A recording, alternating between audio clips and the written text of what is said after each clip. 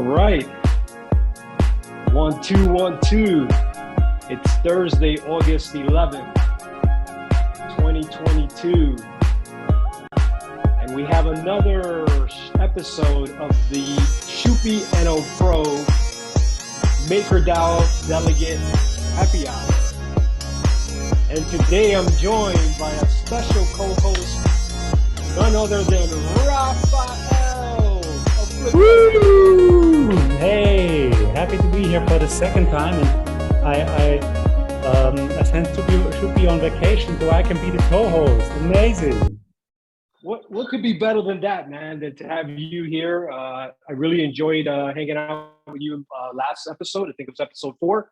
And now Schuppi's on vacation with the family and kids. He's a super awesome dad, by the way, I can tell.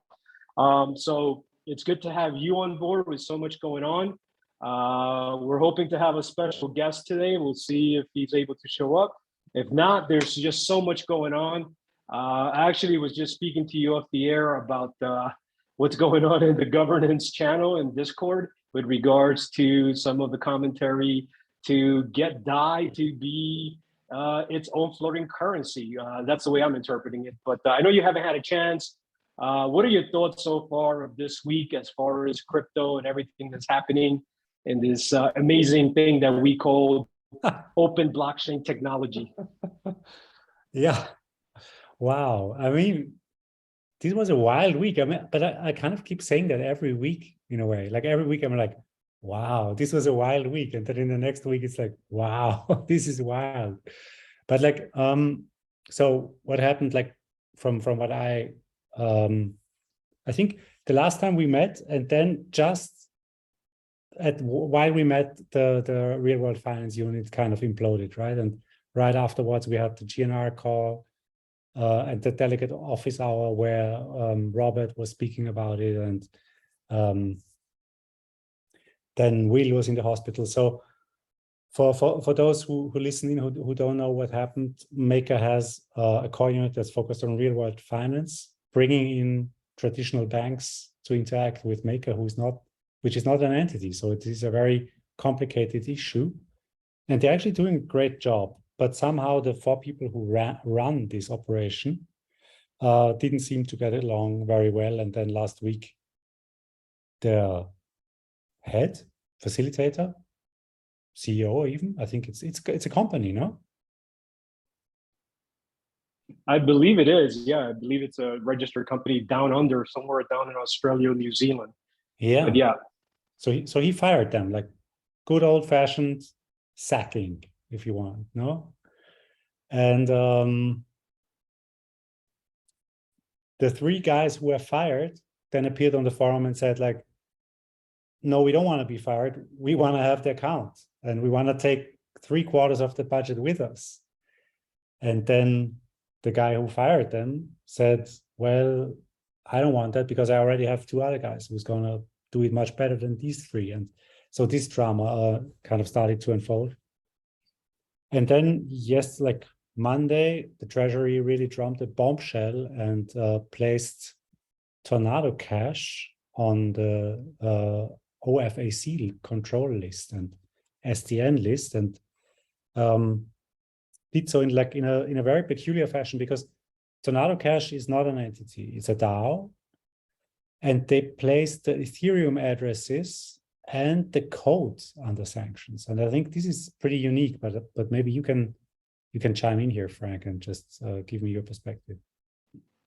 Yeah, so I'm no legal expert in this, but it seems that OFAC has asked Circle USDC to sanction some of the ETH addresses that were involved in money laundering per their instructions, and obviously what they wrote in the OFAC website. So in theory, what it's done is pretty much sanctioned the entire Tornado Cash application, and individuals who have nothing to do with money laundering, who are good folks who just want to have privacy, are not able to now to use that app. And the crazy part of that is that old open software can be forked, right? So this software could be essentially deployed on another EVM, another Ethereum virtual machine that's compatible, right, with the code. I don't understand what OFAC is doing here. And I say this lightly, and again, this is just my opinion, because I know for a fact that in the last 365 days, there had to be some money laundering via the local banks in the United States, my home country. And I'm pretty sure that not every single account in those banks was closed, but perhaps they dropped the ball and they got themselves a nice hefty fine. But what I'm trying to say is that, in my opinion, and again, it's just my opinion, Tornado Cash, this could have been an application where freedom of speech could have been protected by just sanctioning the bad guys, right? The individuals who are using it in an awful way, which is, ripping off allegedly some of the bridges like Roning and Nomad, et cetera. So again, just my opinion, but I think that it's unfair for those who seek privacy, who want to use a privacy tool, who don't want every single individual in the world knowing how much money they hold, right? I don't think I ever met anybody in the world as I traveled that wants to tell me their bank balance, no matter whether they have $1 or a hell of a lot more than that. So that's my take on that. But there's so much going on that came out of that, right? As you've seen, and I'm sure Flipside Crypto has, your team has actually dug in. There seems to be now a thing where crypto Twitter and the entire ecosystem is worried about the possibility of sanctions against DAI, because DAI is backed a third by USDC. A lot of people like to exaggerate and say 50%. So I even heard some crazy stuff like DAI is backed 80% by USDC. But reality is a third, and there is the possibility, obviously, of USDC can easily be sanctioned by any governing body from any country in the world. So what's your thoughts on that? And by the way, I want to talk to you about a tool that you posted today that actually shows how much DAI, actually how many DAI addresses, and correct me if I'm wrong, have gone through Tornado Cash. So maybe you can expand on that. But what's your thoughts on, just the fact that there is a possibility that USDC in the PSM, the module, is vulnerable? Yeah, I mean, that's a great question. Sorry, I just had on the guy, like I contacted my point of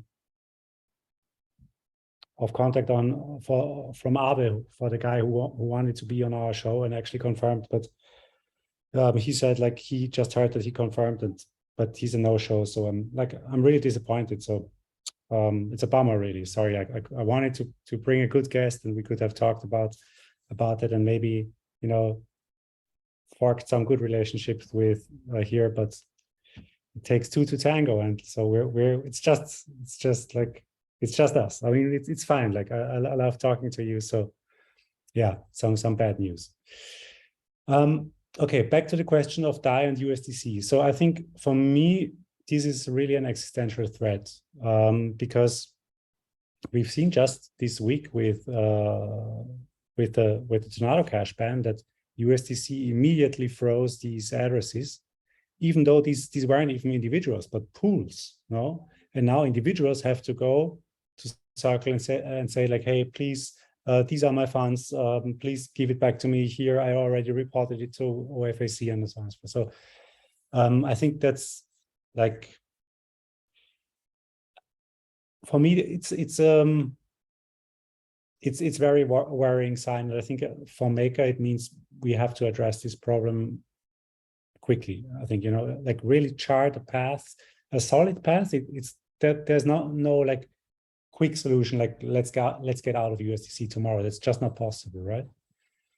Or I mean, it's probably possible, but at what cost? I think like the cost benefit analysis here is like probably not worth it. But other than that, I think it's a question of positioning, really. And for me, this is a question that's kind of boiling in the whole ecosystem.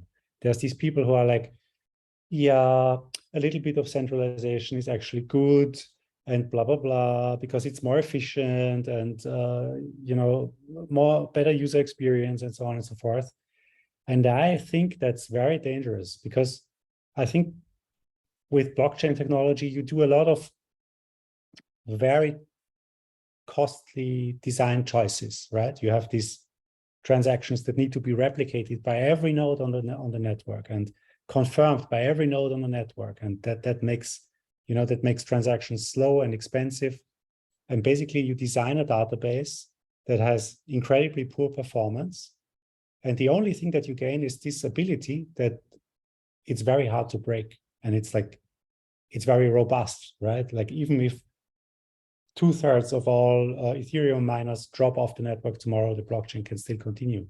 It can even still continue if it's just like 2 miners, and all the other 99.9% then agree to kind of resync, right? So and the only, like, that's the only thing that we gain by using blockchain technology, and we do that because we want decentralization.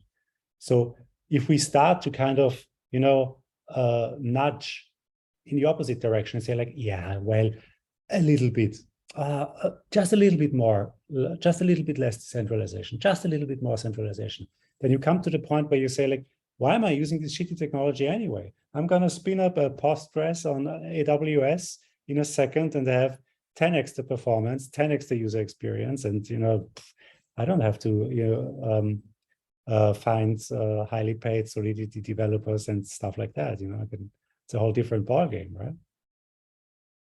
Yeah, and I think that when I think about the average Jane and Joe, they really don't care what the US dollar or the euro is backed by, right? They just want to be able to live their lives and go out there and spend. And, they don't want to be using a technology that's going to take, a minute and a half to finalize a transaction at the local supermarket, right? Because it'd be pretty embarrassing to be the one that's holding up the line. So yeah. Wait, I have some change. Wait, my transaction. Yeah. But before we move forward, this is the happy hour, and we haven't had a chance to introduce our beers, right? So why don't you go first, Raphael? Tell us what you're drinking this week. What special beer do you have for us, or cocktail, or cup of coffee, whatever it may be? So, Frank, I decided to stick with beer, right? I'm in Bavaria, probably the world capital of beer. When you walk like through the fields here, you see like 12-year-old boys drinking beer because it's apparently not considered an alcoholic drink. And I'm in a small town called Seeshaupt. It's at the bottom of one of the beautiful lakes here, and they have a brewery that's called Unser Dorfbräu, which means our village brewery in a way. I've never had it before, so I'm kind of excited. That is a very nice looking bottle. I like Classic that. bottle. It's quite strong, 5.5% alcohol. Nothing on the... Wait till you see what I got then. 5.5, we're going to try to double that. Oh my God, Frank. Show me. Okay. Wait, I'll wait till you open yours. No, we're going to... Oh, yes. So, yeah, so I do have this brewery here in Poland. I'm in a small village, Katowice, and I believe that's how you pronounce it. But soon I promise to get out of small villages. I got to go to bigger cities sooner rather than later. But this is from Browar Wrzeł, which is located in somewhere in Poland. I think it could be Legowa, if anybody's familiar with Poland. But this is a special stout that's only been released on a small batch, and it's only limited. It has 10.8 alcohol level. Oh my God. And it's called the Big Game 3. But as you can see, it's a pretty dark beer. So yeah, we're going to give this bad boy a taste. And what should we share to, man? Because we need something positive. Yeah. To decentralize stablecoins. Exactly. To privacy, to having an internet that's actually free, independent, and that will continue to thrive, and eventually decentralized finance, open blockchain technology is the answer, the path forward. Cheers to you all for that. Cheers. Oh, well, this is a really nice stout. It does have like a bit of a taste of of like they put it in a whiskey barrel, so it has a little bit of that whiskey taste. But I could be imagining things. I would say I would give this. It has like a very nice stout smell to it, so I would give this. I would give this a 3.6. I don't think it's the greatest stout I ever tasted, but it's pretty decent. It is quite strong at 10.8 alcohol level. What about yours, Raphael? What do you think of yours? Sorry, but is it like, does it have this kind of peaty thing of whiskey? Yes, it does have that resemblance. So they might have put it in one of those whiskey caskets. And I'm hoping that actually one of these days we do a whiskey tasting. Yeah, so hopefully one of these days we'll get a guest who's big into whiskey, and that'll be fun. Nice. Yeah, so my beer, it's very refreshing. It's light. It's a little bit bland, I have to say, but very drinkable. I would give it like a 3 to 3.2. 3.2, I'd say. Whoa, so you went from a 5-star to a 3.2. Only in Bavaria, only Bavaria. By the way, I want to bring up something you said earlier before you started, was that you see young preteens walking around in Germany drinking beer. When I first saw that, I went to Munich, maybe in 2017, if I recall correctly. And when I saw that, I was completely shocked, because I was like, man, this is illegal. This is not... Yeah, it's surprising. No, it surprised me totally. Like coming from Austria. I mean, it's not like, I think, first of all, it's still illegal here, right? You can't buy a beer with 16. But like when I saw it, and I was like, Jesus Christ, is that just like I think the whole, like the way people relate to beer and drinking beer is just very different here. It's just like, you know, like I talked to one of the like old timers here, you know, like farmer guy, 60 plus, and he was like in his broadest Bavarian. He was like, what are you having? I was like, you know, it was like middle of the day. I was like, I'll have a glass of water. And he's like, I'm never drinking water. I drink beer. that's actually Schuppi. When I saw him last in Paris, the guy could keep drinking without having the need to have some water. But I can't do that. Wow. But yeah, it's amazing that some folks out there in Germany could do that. But let's get back into it. As I mentioned earlier, you guys have developed this nice tool, if that's what I should call it. But I'll post it to the video here, where you can check to see what DAI has gone and what addresses, right, have gone through Tornado Cash. And I thought it was pretty interesting. You want to elaborate a little bit on that, how Flipside Crypto has built this and what you can do with it? Sure. So, I mean, Flipside Crypto is a blockchain data company, right? We have data that you can query with SQL for 13 blockchains, and of course Ethereum. By the way, we just released new tables for Maker that make it easier to query what's going on in the DAO. And when the Tornado Cash situation hit, we were like, hey, we have to get on that. And Flipside has a big community, I think, of 10,000 analysts, and of those 10,000, I think probably like 500 are really excellent top-level analysts. And we send it to the community and say, hey, we're going to pay for people to provide dashboards that give us insights into what has been going on at Tornado Cash. You know, like how many transactions were there?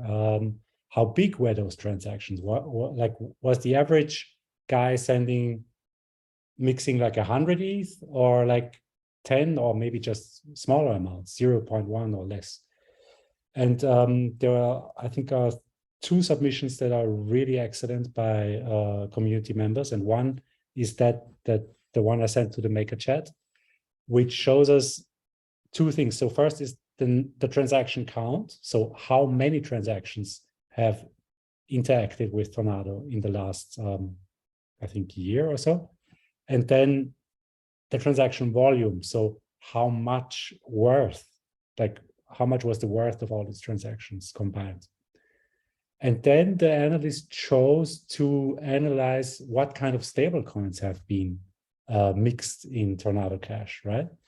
And it turns out that DAI is the choice, like #1 stablecoin used on Tornado by a long by like a long stretch. So I think let me look that up. I think just from volume. Wait, so it actually is more popular than USDC, or it was more popular than USDC to going through Tornado Cash? Is that right? Much so. Yes. That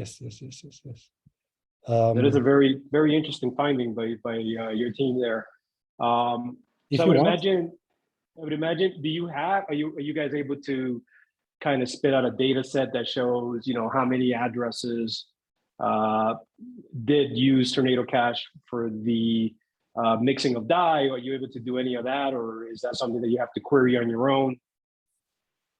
So we can kind of query that, and then we can produce these dashboards, like these visualizations of the database results. And that just pulled up the dashboard, and we can see that by transaction count, so stablecoin transactions to 77% of all stablecoin transactions to Tornado Cash were for DAI, and 99% of the volume was with DAI. So USDC was actually the smallest of the three, with just 7.6%, and USDT was 15%. So Tornado Cash users love DAI. I think that's kind of to be expected, because if you use Tornado Cash, you're not the average Joe who has a Binance account and just bought Shiba Inu at the peak, but you're somebody who's a little bit deeper in the ecosystem, who kind of knows about decentralization, cares about that stuff, and then you're more likely to use DAI versus USDC, I'd say. But to be fair, right? And to your point is that if I am a DAI user and I have 100,000 DAI, I would want to use something like a zero knowledge proof, where I can not have my ex-wife follow my money, as an example, and that might be a horrible example, but for lack of a better idea, if I wanted to, take my privacy to a different wallet, right, that I have that perhaps is going to fund my kids, if God forbid I get hit by a bus, you are using that for a reason. So it doesn't necessarily mean that these DAI users were using it in a malicious way, right? So, but I wanted to, exactly, but so I wanted to ask you, what percentage of DAI to ETH has gone through that Tornado Cash? Is that possible to query that? And let's just keep in mind that a big majority of the laundering per, the Treasury Department and OFAC came from a malicious actor known as Lazarus Group. Oh, really? Korea. Wow. They supposedly, and I don't know, right? In the US, I am thought to first presume innocent and to proven guilty. So assuming they did hack the Ronin Bridge, yeah, that was something like a 650 million USD hack. So do you have an idea? Are you able to query what percentage was ETH versus DAI in USDC, or is that something that needs to be done down the road by Flipside? Yeah, we would still need to do that. It's a wonderful question, and I'm a little bit sad that the analyst didn't answer it by himself. Like, he focused on stable coins and not on the overall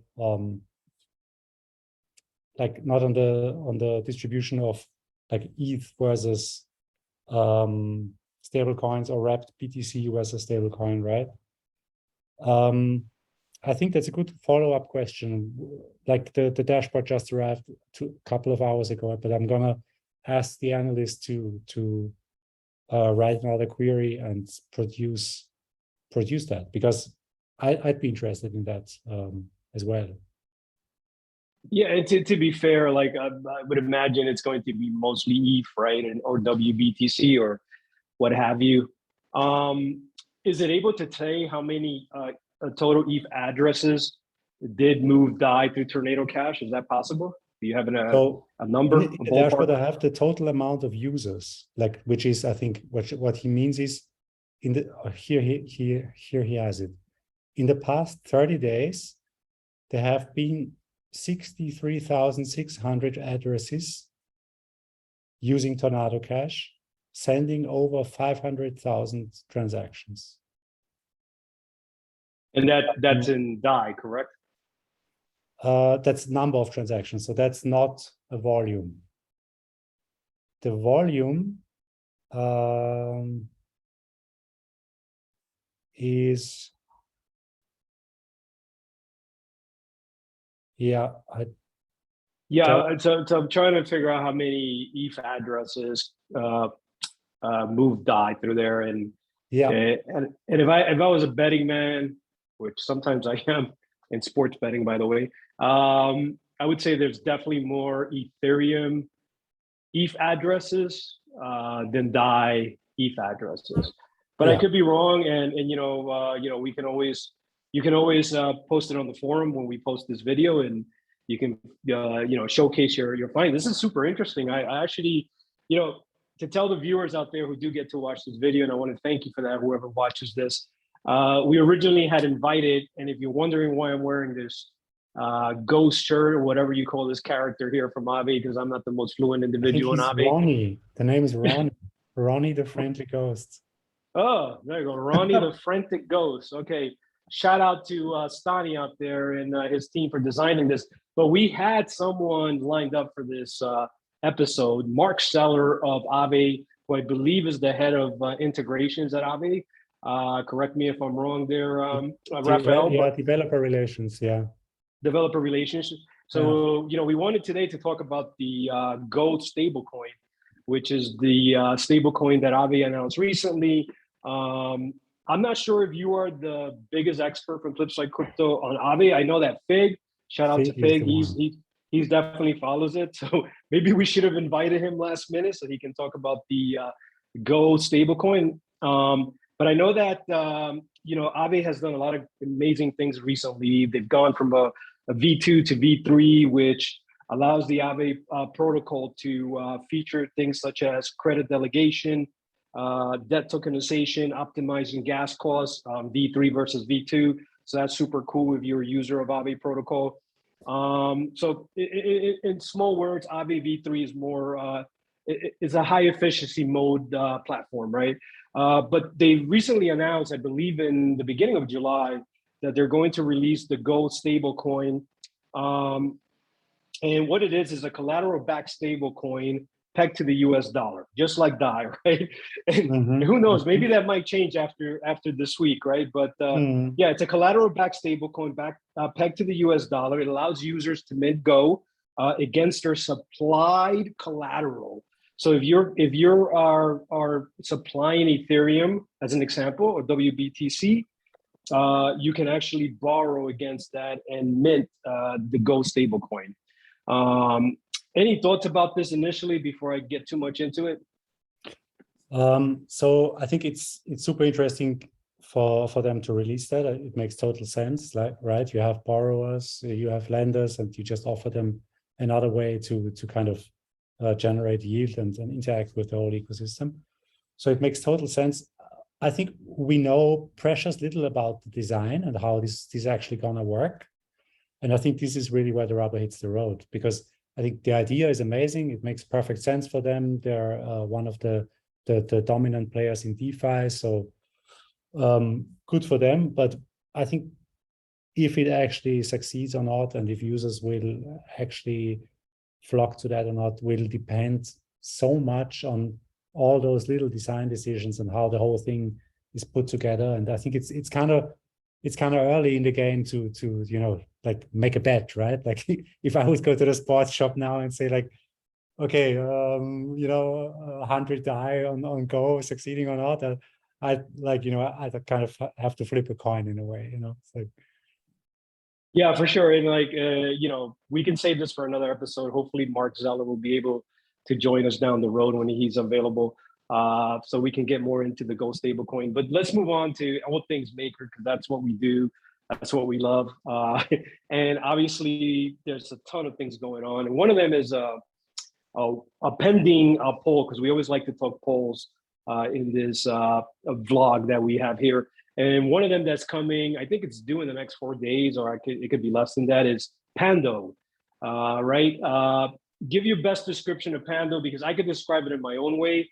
And the way I like to describe it is that it's pretty much a company that's looking to fund lenders of solar panels for American homeowners who are looking to have solar panels, like my brother-in-law, who's a big fan of them, by the way, who are looking to perhaps, mortgage solar panels in their home for the next 15, 20 years. So it is a long-term loan. And in my opinion, this is a developing market. It is growing. I've looked at it. I've done a lot of homework on it. 3F Delegate, the delegate platform that I represent, has voted to greenlight, which pretty much means that, we're looking to do more investigation from the Rural World Finance team. What are your initial thoughts on Pando? I know you all, yourself, you also might be using some solar panels out there, no? I would love to. I mean, currently we're not, but like I was pretty skeptical of solar for a long time, because like I saw these kind of life cycle analysis. And then for a long time, it was like basically at the end of life of a solar panel, you just barely, with lots of luck and maintenance, you barely made back the energy that was needed to produce the solar panel, right? And so it's like, yeah, okay. I mean, I get it from just a purely energy savings point of view, but like from a overall carbon life cycle point of view, it was like not such a good deal. But I think in the last 5 years, there was this jump in development, both in prices, like they're super cheap now, and much more efficient. So I think that there was like really like this quantum leap of development for solar. And I think now it's like it's a really great technology to have. And then a friend of mine, he has a house and he just put solar panels all over his roof,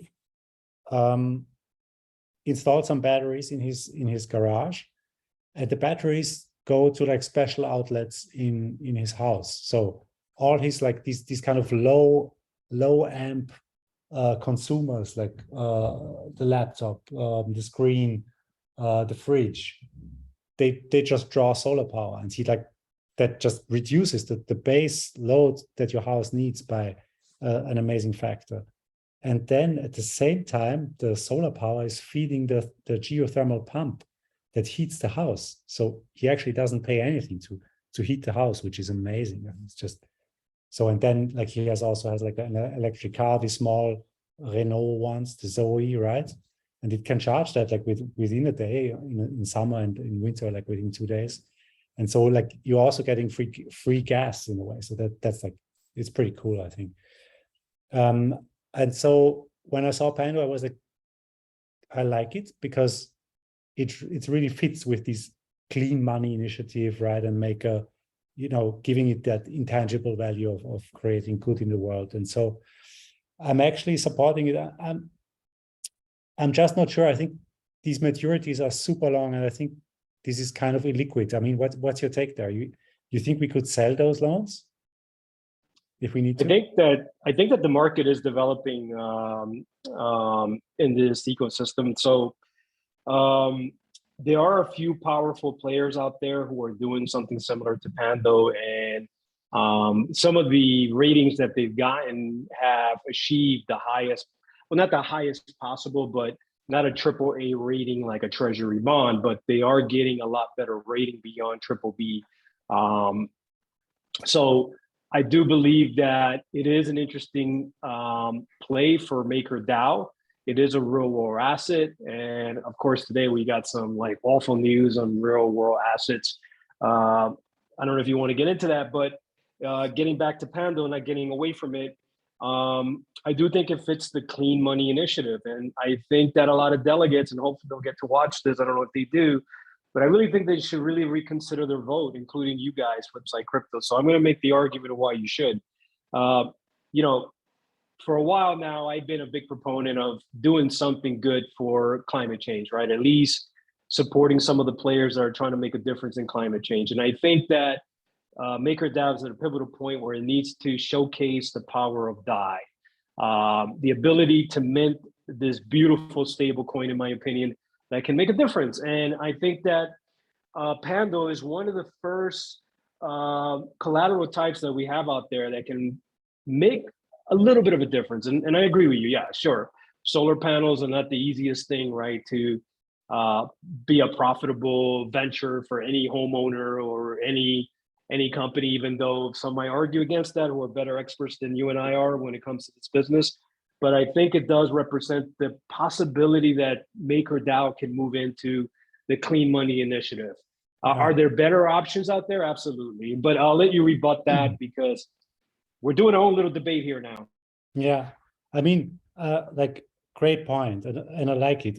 I think what, like, just it's just basically for with Pando and with Maker backing Pando, I don't really have to care about if the solar panels are profitable for homeowners. I just care about if they can still service their loans or not, right? So I think that's basically it. But what I'm worried about, because I think the target debt ceiling for Pando is $1 billion, right? No, I believe it's 150 million. But they want to scale it to $1 billion within 12 months. Or so. Oh yeah. I mean, but you know, there's so many RWA collateral applicants and MIP6, MIP67 applicants that want to scale to billions and billions. And good. We're crawling right now. We're crawling before we even get to walk. So yeah, go on. Okay. Go on. That's a good point, and it kind of eases my concerns, because I was like, do I want to have $1 billion that's like 1/10 of the total TVL of Maker in something that's probably totally illiquid in like atrocious market conditions? And I wouldn't be comfortable with that, you know. Like, I'm still not sure I'm comfortable with 100 mil actually. Like, what's your take there? You think, like, I love this idea of what it does and what it shows Maker to be capable of. I think I love that. That's amazing. But I'm just not sure holding 100 million of an asset that's performing actually from a yield perspective, from a purely financial perspective, is just not really outperforming bonds at the moment, and is probably absolutely liquid in a brutal market. I mean, you know what I mean? Yeah, and as a correction, it's 250 million worth of loans of PV solar panels, which, speaking of, reminds me of what shout out to David of CES, Collateral Engineering Core Unit, Collateral Engineering Services Core Unit, CES, who brought up an interesting point about PV solar panels. There was an article written recently that California has a big problem with these panels, right? Because homeowners, after a while, they refinance these panels because the technology just keeps getting better and better, right? Just the same way we expect DAI to flourish and MakerDAO tech and Ethereum technology just to hopefully get better and better. Solar panels are getting better. The material, the tech, how you can save money, and how you can actually own these panels for a lot less of the cost that, you know, they might have cost 10 years ago. So a lot of the homeowners in California have refinanced their panels, taken down the old panels, implemented the new panels, hoping to make a couple of dollars and save and do the right thing for the world, because Californians roll like that, right? Which, shout out to them. They're cool people out there. So these panels now have to be recycled. And David actually posted this on one of the forum posts, if I recall correctly. And surely enough, there was an article written on the Los Angeles Times, I believe, that said that, yeah, there's a huge problem with these recycled panels, and California doesn't know what to do with them. So they're sitting right now somewhere just stored there, and they're trying to figure it out. And the problem is that if you recycle them, to take them apart piece by piece and separate each piece, it takes a hell of a lot of human workforce. And also in California, the minimum wage is like $15 US, 15 DAI per hour, yeah. Right? So it's too expensive. And so that's the problem. But I will say there are some nonprofits in California that are looking to solve this problem. So there is someone out there, nonprofits, looking to, you know, that are proponents of making the world a better place, right? For solving what's going on right now with this crazy weather that we've been having this summer of 2022. So there's people out there trying to figure it out. So there is hope.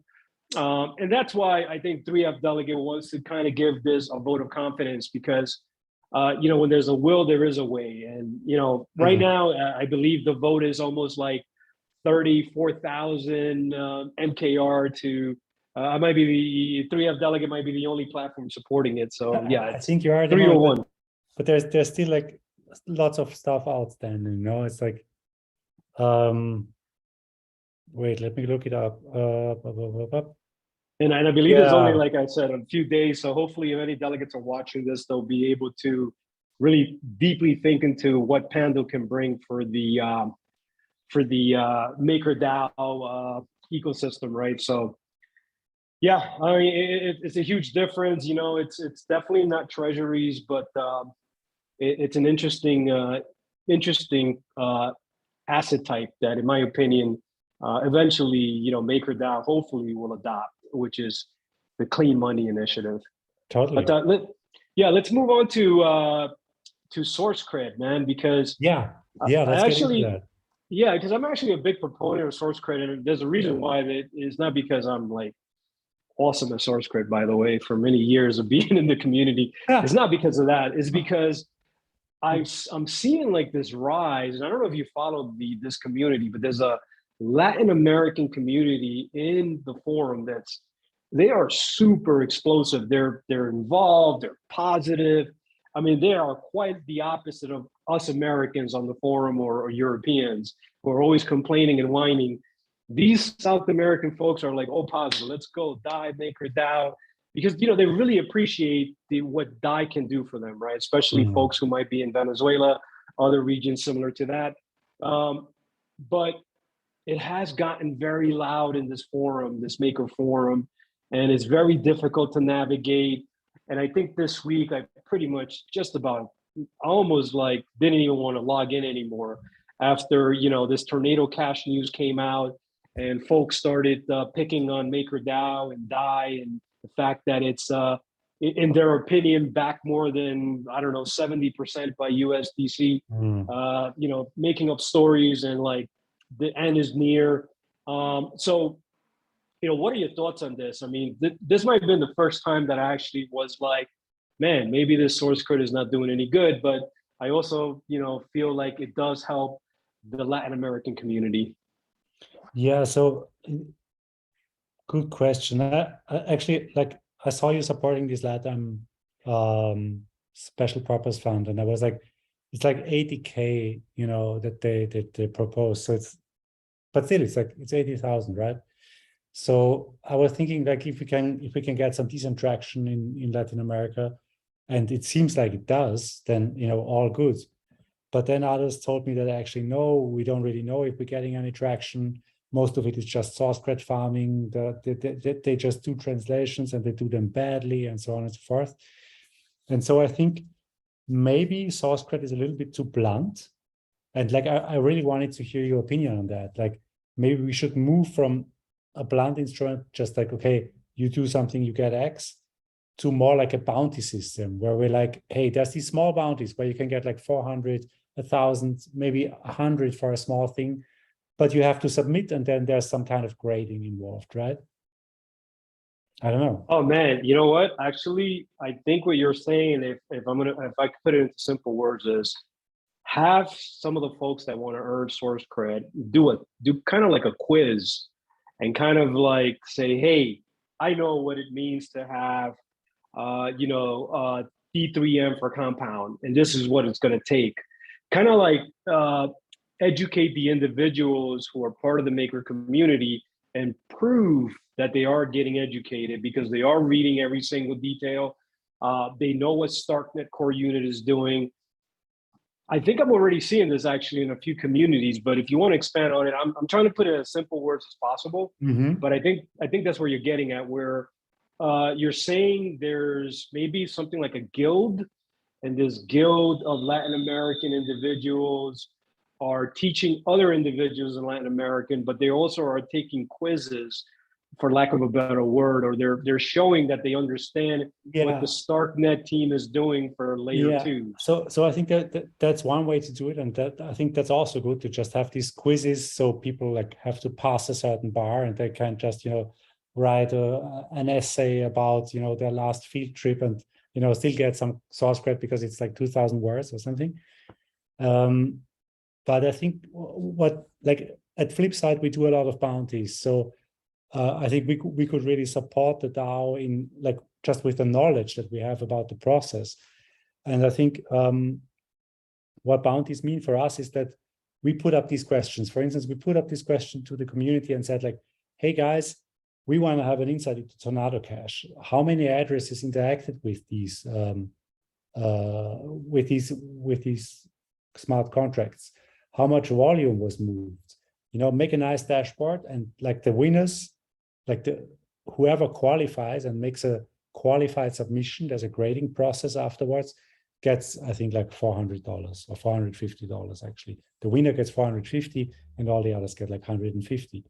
And then we have members from the US, from Europe, but also from countries like the Philippines, Latin America, Mexico, who do these kind of analysis and then submit them as bounties, because they know if they submit a certain quality and it passes this kind of grading, then they will get money. And the cool thing is that it does, like, it solves two problems in a way. On one hand, you raise the bar and you get a certain kind of quality, and at the same time, it incentivizes the community to actually deliver that quality. And you kind of you kind of filter out the guys that you don't want, and you remain with the ones that you want. And then you'd pay out in DAI, or maybe you would even pay out in MKR. And then a whole other like good virtuous circle starts, because let's say you pay out in MKR, then these guys would have the tokens and they could say, okay, maybe I just swap it into like DAI or USDC and cash it out, but maybe I keep it and then I participate in governance, and then this whole process starts. And at Flipside, what we have seen is that when we pay community analysts in the native token, 80%, I think 80% keep it for at least a month. So that's a pretty cool way to distribute tokens. And I think that would be one way to just, level up the game there. Well, that's super interesting. I hope I'm going to tag Gov Alpha on this video, because I hope Patrick, Jay, and Peyton Rose, two of my favorite people, and the rest of the Gov Alpha team listen to this, because I like that idea. I do think that, there's a lot of stories out there of like folks starting out with like half a maker, back in the days, and like growing to be, token owners of whatever amount, but at least being a part of the community, right? And so I like that you said that from the studies that Flipside Crypto has done, some of these folks that receive governance tokens have held them for over a month. So that is super cool. And if that's not what the maker community wants, if we can still, pay out SourceCred with DAI and implement some of the ideas that you brought up, which again, I'm seeing this a lot more in communities where, I even saw one where you do a crypto Twitter space, and the next day you have to come back and answer a quiz, and you get the protocol token, and you get a Pope, right? So you get a little NFT with that as an extra bonus. So Gulf Alpha, if you're hearing us out, if you're watching this video, and I hope you do, because I'm going to tag you anyway. These are some ideas, and they might have already thought about it, right? Because Peyton Rose and Patrick J, they have giga brains. Super cool. Totally, super cool guys, and I think they are thinking a lot about how they can improve this. I mean, I'm pretty sure they're not happy when I'm posting my complaints about SourceCred, myself and many others. So shout out to them, and we have a lot of confidence that Gov Alpha is going to get it right. If you can, take some advice from Flipside Crypto, who's doing some of the hard work in other communities, then by all means, take a look at what they're doing. And again, even this crypto Twitter Spaces thing where they give you a quiz. I mean, that's just brilliant, right? Imagine having a quiz after the GNR call so you can earn some SourceCred. How cool would that be, right? That would be amazing. That would be really cool, actually. Totally. We should do this and like you know, we should start getting some ad revenue and start like asking people to take a quiz after watching this video. Yeah. Do a little you know, a little source credit from this little blog here. There's this little space in GNR. Your stablecoin here. For sure. Yeah. All right, folks. Cool. Let's wrap it up, right? This has been fun. Thank you, Raphael, for filling in for Schuppi. You know, and I hope that you're able to join Schuppi and I in other, hopefully, very nice environments where we entertain people like Marc Zeller, if he shows up, or you know, some of the Maker community members that I'm pretty sure the Maker community wants to get to know. So, yeah, man, thanks for coming on. It's been a lot of fun. I think we discussed some amazing topics. And we'll see you next time on the Schuppi ElPro MakerDAO Delegate Happy Hour.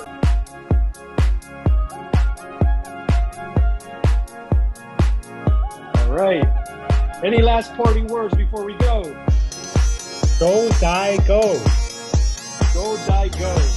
That sounds like a Go, Die, LP Carrefour.